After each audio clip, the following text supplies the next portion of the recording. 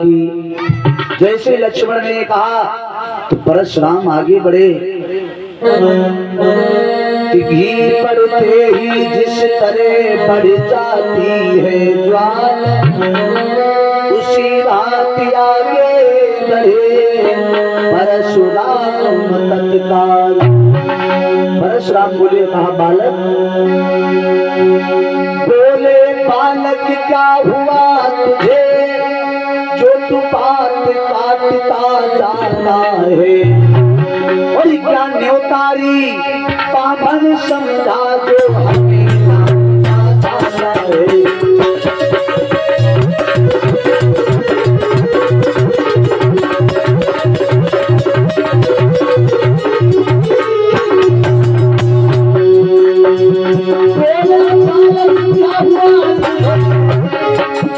बात काटता जाता है, बात काटता जाता है, तारी बामन समझा जो हमें काटता जाता है।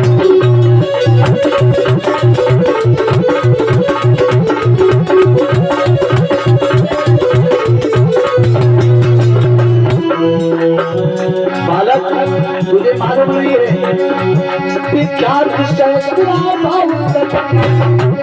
और भुजदंड काटने वाला है, भुजदंड काटने वाला है, इस फल से को तू भी मिलोगे जो भूल काटने।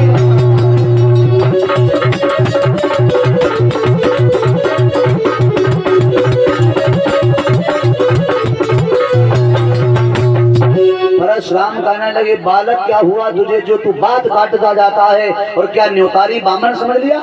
क्या मुझे कोई साधारण पंडित समझ लिया जो डांटता जा रहा है? अब तेरी मौत बोल रही, तेरी मौत मेरे हाथों से, इसलिए तू बढ़ता चला जा रहा है। लक्ष्मण, हे विश्वामित्र, समझाओ इसे और बताओ इसे कि मैंने 21 बार इस धरती से क्षत्रियों को विनाश किया है। लक्ष्मण जी बोले, अरे तुम अपनी बातें जब अपने मुंह से कई बार तुम खुद अपनी बड़ाई कर चुके हो, अपने मुंह तुम आपन करनी भाग देने के बार बहुवर्णी, फिर गुरु जी से क्या कह रहे हो बताए रहे, वो क्या बताएंगे? मैंने तो सुना तुमने अपनी सगी माँ को मार डाला, सगे भाइयों के सगे नहीं हुए तो और तुम दुनिया में किसके सगे हो जाओ? परशुराम लाल होने लगे।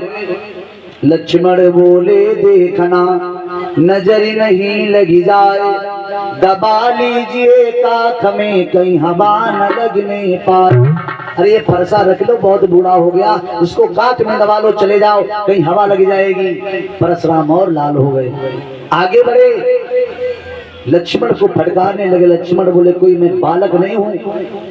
परशुराम बोले, तुझ में दांत जो है तोड़े नहीं जाते, लेकिन तेरे जैसे कमीने छोड़े भी नहीं जाते हैं। राम समझा लो अपने भैया को। राम जी आगे दोनों हाथों को जोड़ा है, प्रभु वो तो बालक है, आप तो ज्ञानी हो, आप शांत हो जाओ। परशुराम बोले, राम जितना ही तुम्हारी बातों से मैं ठंडा होता उतनी इसकी शक्ल देख करके हमें क्रोध आती। और लक्ष्मण जी बोले ने खाली मुस्कुरा के खून खौल जाए। 11 मुद्रा दीपक भैया बरगदी से, 11 मुद्रा नैतिक भैया जी की तरफ से, 11 मुद्रा मानसी बिटिया जी की तरफ से, 11 मुद्रा नेहा बिटिया जी की तरफ से, 11 मुद्रा लक्ष्मी बिटिया जी की तरफ से, 100 रुपया बीके कृष्णा जी मिश्रा खेड़ा से, डीजे दूध डेयरी वाले की तरफ से दाने। भोले बाबा भंडार को बरतने जीवन मंगल में हो। इसी प्रकार से परशुराम और लक्ष्मण का संवाद चलता रहा। ज्यादा समय भाई नहीं, पूरे कथा कहने में घंटा लग जाएगा। और कन्हैया जी का जन्म होना 5वां दिन है। केक आया है 11 किलो का। टापी गुब्बारा लगाओ भैया, लगाओ 27 हाँ इनका देखते लगा देते। क्या लगाया? इधर भगवान राम समझाने लगे तो परशुराम राम जी से बोलेगा कि तुमने मेरा ही नाम छोड़ करके रख लिया और मेरे को ही धमकी दे रहे हो। उठाओ तुम दोनों भाई धनुष और बाण। और बात युद्ध तो हुई चुका, अब बाण युद्ध हुए राम, और रण ही निर्णय करेगा कौन बड़ा बलवान। आओ तुम दोनों भाई एक साथ में। परशुराम के सामने भगवान राम ने दोनों हाथ जोड़े, प्रभु हम तो तुमसे छोटे हैं, हर तरीका से छोटे हैं, आप हर तरीका से बड़े, आपका नाम बड़ा है और वही बड़ा कहा जाता है जिसका नाम बड़ा होता है। और महाराज हम तो आपके दास हैं, आपके सेवक हैं। परशुराम बोले ज्यादा बातों की जरूरत नहीं, धनुष उठाओ।